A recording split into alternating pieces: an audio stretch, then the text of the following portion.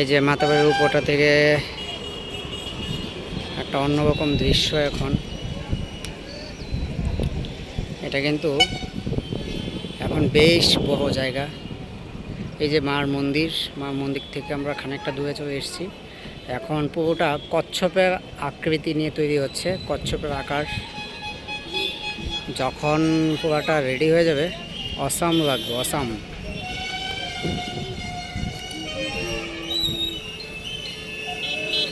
এই যে ম্যাডাম,